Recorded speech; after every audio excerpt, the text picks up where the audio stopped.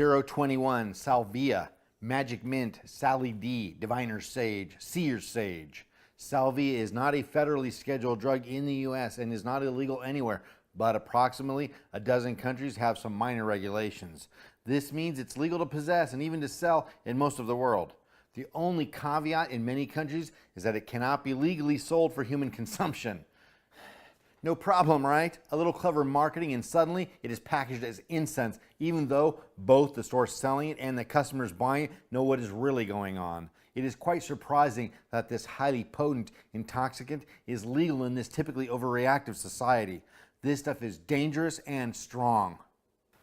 There is no science that suggests it has addictive properties, so it escapes the federal eye. While there are many stories of people coming to harm while under its influence, the legal system for once has not bothered to stigmatize Salvia as the cause of these incidences.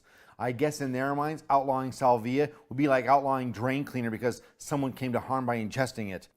Drain cleaner's purpose or intent is not as a poison, therefore it would be unfairly presumptuous to assume or determine that the manufacturer had an intent to create a poison potion, which they didn't. It's hard to assess regularly over-intrusive government's lack of attention to Salvia. Maybe they're just too busy to see any real vote-catching agenda on this yet. When they do, I'm sure we'll come under the same over-legislative government scrutiny that categorizes marijuana as being as dangerous as cocaine. The majority, maybe all of Salvia users are middle-class adolescents, and there's little incentive for the political machinery to bother with it because most of these users are harmless and not exactly categorized as huge campaign or tax contributors or even voters. The youth, like minorities and the poor, are politically marginalized. Since Salvia, the incense, is not intended as an intoxicant and it cannot be regulated as such. According to the growers, the sellers, and the buyers, it has a different function altogether, even though, as far as I'm aware, there is no documented evidence that it is used for anything other than as an intoxicant. But hey, mine is not to judge, only to report. Given that the purpose of this text isn't to discuss the varying options or effects of incense, we will set the quality of Salvia, the incense, aside and instead discuss the much more relevant topic of its use as an intoxicant.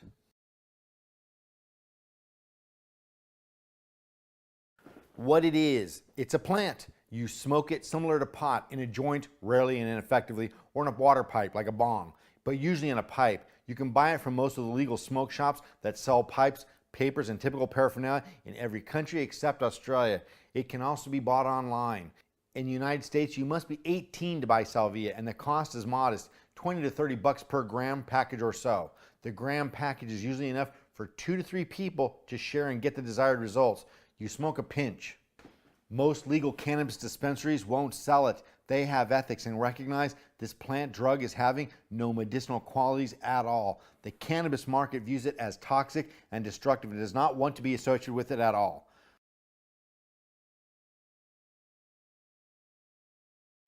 How it works, the mechanism of action. Salvia acts on the brain's K-opioid receptor. This is complex because indirectly, the K-opioid receptor's job is to work with other pleasure-inducing opioid receptors. However, the K-opioid receptor's job is in the department of delirium, dissociation, and dysphoria. Dysphoria is depression and discontent.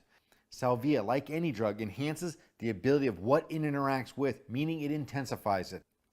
I don't know about you, but I have no interest in inducing and intensifying my brain and mind's feelings and chemicals of dysphoria.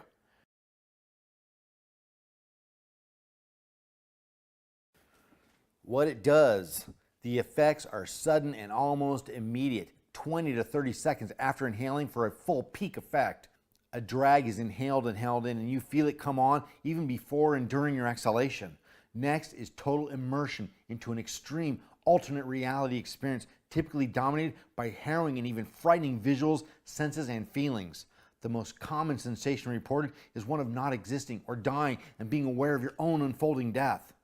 You are not present. It is total dissociation, a disconnect from self, identity, and persona. Sounds interesting, right?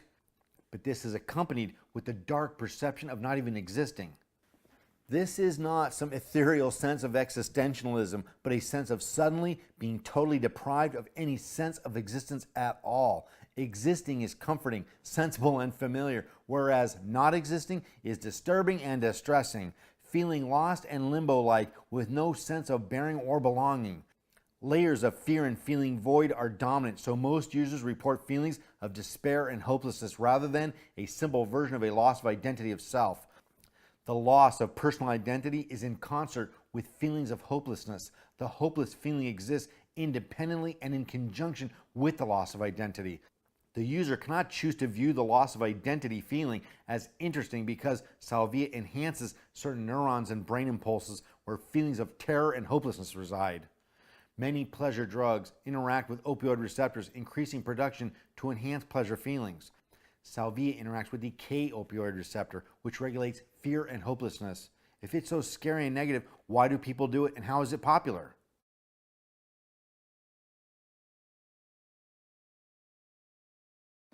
Many people are easily seduced by anything they can have access to that is extraordinary and unique. You cannot ignore the potency of the salvia effect. It is overwhelming and unmanageable. Some people are bent on attempting the extreme, even if it's negative.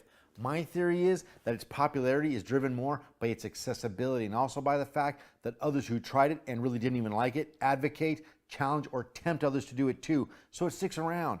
It has a fad feature to its popularity. My sense is that it will die out soon, but nothing goes away for good, so be warned. Salvia's toxicity is generic. Because you smoke it, it is harmful to your lungs. There's no science that indicates that there's anything unusually damaging about it, not neurologically anyway. However, natural common sense infers that anything that severely disrupts the normal features of neuron, brain, and mind functions can leave imprints. Again, there's no scientific data that salvia does any specific damage, but let's look at it from another angle. Traumatic experiences leave scars psychologically and also neurologically. Therefore, it seems safe and smart to assume that a salvia high is going to leave tracks behind. Every psychological experience interacts with brain and body chemistry. If you experience fear or stress, there are physically accompanying symptoms such as rapid heart rate and tension.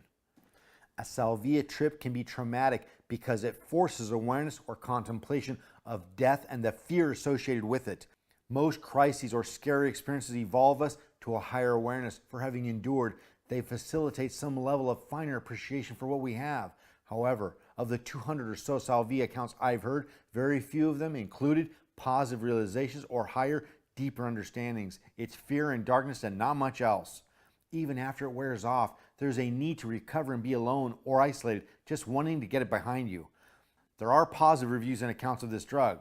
I've read several on the Arrowhead website, but was unimpressed by the realizations and insights described. Each one included unsettling feelings and intimidating visual hallucinations and visitors. Even when describing beautiful experiences, the tone seems reaching or forced to make it so. Overall, even the positive reviews seem to have a higher negative quality than positive. One account stated salvia was the most profound spiritual experience he'd ever had on a drug, but concluded he would never do it again and that there was no euphoric quality.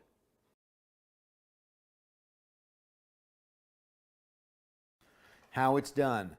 Salvia can be used sublingually, chewed and swallowed, but it is often smoked. A longer, more subtle effect is obtained when ingesting it, whereas smoking creates a more intense and immediate effect. When smoked, the effects are almost instant within 20 to 30 seconds. The total duration of effects is typically 7 to 20 minutes, depending on the person and the amount used. The duration is short, but hyper intense. A sitter is usually required. Someone who is not going to use is designated to manage and keep the situation safe. People have walked over furniture, tripped and fallen, but unable to walk, and some have walked through windows due to the delusional quality of their perceptions. A sitter in a clean, smart environment is needed. Coming down. Wait, it wears off and reality returns. There are typically depressive, sad, and negative feelings afterward, but mostly you're just glad it's over. It only lasts acutely for 5 to 15 minutes, but the lingering effects can vary, while some users struggle to reintegrate with true reality. Overview summary. Don't do it. In this author's opinion, there's nothing worthwhile here. The costs far exceed the benefits. Even if there is no real cost to the experience, everything is just fine afterward. The experience simply has no redeeming qualities that I have been exposed to. Besides a wacky story to tell, there seems to be no gain. I've not been regaled with any tales of growth, positivity, realization, or beneficial perceptions. Quite the opposite. Fear seems to be the prevalent force of this experience. If someone has developed a Salvia habit, they need to mature and develop an intimate sense of self and life. This will help eclipse the desire and curiosity to use Salvia. Salvia, like many gratuitous drugs, is often used out of boredom and curiosity, mental and philosophical lethargy. Human nature is to seek, need, and find fulfillment. Gratuitous drugs and other indulgences become cheap, convenient answers and replacements. Find fulfilling activities to provide an adequate way of dealing with attachment to this non-addictive drug. De-emphasize the social element of its use. Some groups form a club-like mentality around it. Even though it's juvenile, it becomes something they bond over and relate to, and this needs to be de-emphasized. It may be juvenile, but it is something a group can attach to. The stunts of the performers on the show Jackass may be juvenile and even dangerous, but it's a popular show. I would not discourage someone from watching Jackass by simply insulting it. The best way to discourage Jackass viewing would be to expose people to better and different entertainment so they gravitate to quality and simultaneously detach from something else. Same with Salvia. 3 friends in a backyard tent have made arrangements to do Salvia. All 3 have done it before, but had such a low quality and quantity they suspected they'd only minimally experienced the drug. All 3 are between 18 and 19 years old. They are fairly average suburbanite kids, high school grads, decent homes and families, no criminal activities or childhood traumas or anything that stands out. Good kids, above average intellects and reasonability, and mildly interested in the philosophical side of life. They decide a bong will be used to smoke from and who will go first. The second kid will go immediately after the first, and the third kid will postpone until both the other 2 come down. The third kid will act as the sitter for the first 2, and then they'll sit for him. This was related to me by the second kid, so we will go through his perceptions. We'll call him C. It's nighttime. 2 large drags are taken. The effects of the first drag begin coming on before the second drag is even being inhaled. By the time the second drag is inhaled, the drug is peaking. As I exhaled, I felt weird and started laughing a lot. But that's not because I thought it was funny or silly. I just started laughing, not really sure why. The sitter friend starts making random comments about how weird they seem, and at that moment, he reaches for the bong and brushes against C. The slight contact causes a break of coordination, and C falls to the ground. There's a fuzzy blanket on the floor, and the moment C falls into it, he feels the drug truly peak and get totally intense. He becomes totally immersed in its effects. The walls of the tent were not there, and instead I saw the landscape beyond it and the whole scenery of the surrounding outdoors. It was daytime in my vision, not night. There was no sense that I was hallucinating. There was nothing that made it seem less than real. Out of nowhere, these large, almost inflatable-looking letters, like alphabet letters, appeared. They were all different colors and very large. They were moving around, yet all linked together. It was like the entire surroundings, both land and sky, were constructed of these letters. I could not move from the rug off the floor. C is immobilized and begins having intense feelings of being imprisoned by these letters, the drug and the floor. He feels paralyzed and consumed by feelings of raw fear. His thoughts randomly return to his father, his mother, his girlfriend, and others he cares for and knows, and the thought of them brings intense feelings of surrealness. None of them seem real to him, and he begins to have the sense that these people and his relationships with them are all an illusion, that these people are not real and are all products of his mind, disassociation. Anyone and anything that is familiar to him seems fake. He is taken over by pervasive feelings that life has no meaning and is actually a large lie, which has no value since it is an illusion anyway. Any feelings of belonging, life making sense, or having value are completely annihilated. He could not choose to be curious or fascinated by these perceptions. He was thrust beyond self-control into tragic feelings of isolation and fear. I exited the tent because I had no sense of being inside a tent. I made several steps, stumbled and staggered towards our cars in the driveway, just randomly floundering about, and I fell again. As I was lying on the ground, my hand happened to brush against the tire of my friend's car. For some reason, I knew what it was, and it seemed familiar, something I knew and gave me comfort. This tiny feeling of familiarity traveled along into my arm and my body. I got a teeny sense that I was connected to true reality and could feel the bad reality effect lessen in the same tiny proportion.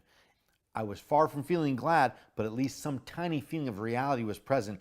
For the first time since it started, I realized that this was not actual reality, but a drug effect. I know it seems like that should have been obvious, but I was so totally in this new and shitty reality that I had totally lost any sense or even memory that there was a true reality and this was a drug. The horrible, isolated feelings drove him to his feet. Feeling scared, he rested against the car and became slightly aware that the horrible feelings of no meaning and no peace were actually a drug reality. I began to suspect that there was a true reality that was better and real and safer than this horrible place I was at. He wandered back inside the tent. Friend 1 was already silent and passing out. C said nothing, lay down, and began to also pass out, grateful it was coming to a close. The uneasy, horrible feelings of meaningless lingered. Within minutes he was asleep, but throughout his disjointed slumber, flashback feelings of hopelessness came in waves. He slept through the night, and upon waking, he still felt uneasy, dark, and negative. I asked him, would you say looking back that you learned or gained insight to anything during this episode? No, nothing. I mean, I'm not traumatized or anything, but I can't say there was anything I gained from it whatsoever. Even as it first began to wear off, was there anything you thought had been interesting or entertaining about it? No, what I thought was that I was glad it was less and wanted to put it behind me. It was nothing like LSD or other psychedelics I'd done. I tried not to think of it or analyze it or anything. I just wanted to be in the past. His other friends had the exact same overall evaluation. Not traumatized, but wanting it to be in the past.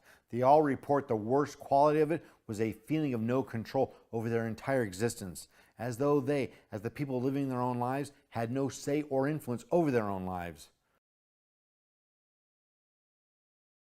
Raul was another client I interviewed. He explained that when the salvia took effect, he lost all sense of identity or self and began to slip on the ground on the sidewalk.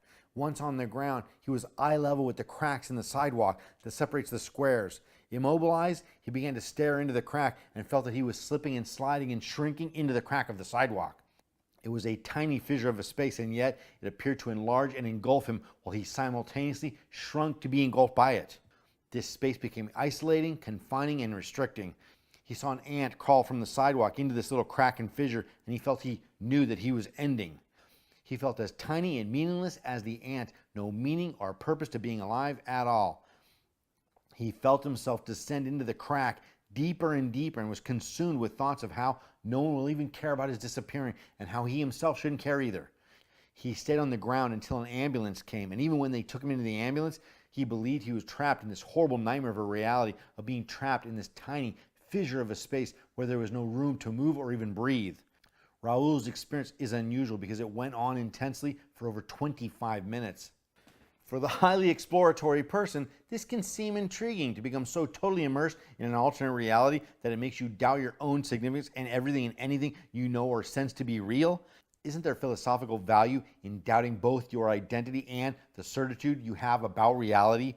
Psychedelics have facilitated questions of reality and personal identity for decades, and many people have found the perspective cathartic. So why not Salvia?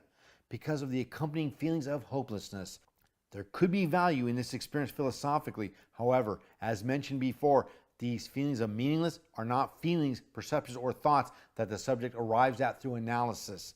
With this drug, these negative feelings are compulsory. This drug chooses negative perceptions for you by activating the K-opioid receptors. The trapped, meaningless feelings brought on by Salvia are not a choice of perception. They are enhanced neuron activities that are designed for the task of creating uncomfortable sensations. After my horrible acts of being hit by the truck, which scrambled my brains, I had severe episodes of depression and despair. I'm a counselor and routinely train and teach how to overcome all facets of depression, and yet I could not simply work past them. I sensed that my depression was not conventional sadness. I could intuitively tell I was having instances of misfiring neurons, and it was not a mood, thought, or perception issue. My damaged brain was releasing depression neurochemicals similar to a leaking faucet. I had bad wiring from my injury and trauma, and that was that. No thought or personal perception or opinion induced these feelings of despair, even though there were plenty of rational reasons to. These feelings were bad brain chemicals going rogue. Traumatic brain injury and salvia cause a release of neurochemicals that have the function of fear and dissociation. Salvia is legally accessible, so you will have to make a conscious decision to avoid it. There is nothing pleasant or revelatory about this drug. It has nothing to offer. It is unusual, and while this seems intriguing, there are many unusual experiences to be had in life that are not harrowing or unpleasant. No one mature will be attracted to Salvia. If you are attracted to it, do what is necessary to grow up and mature.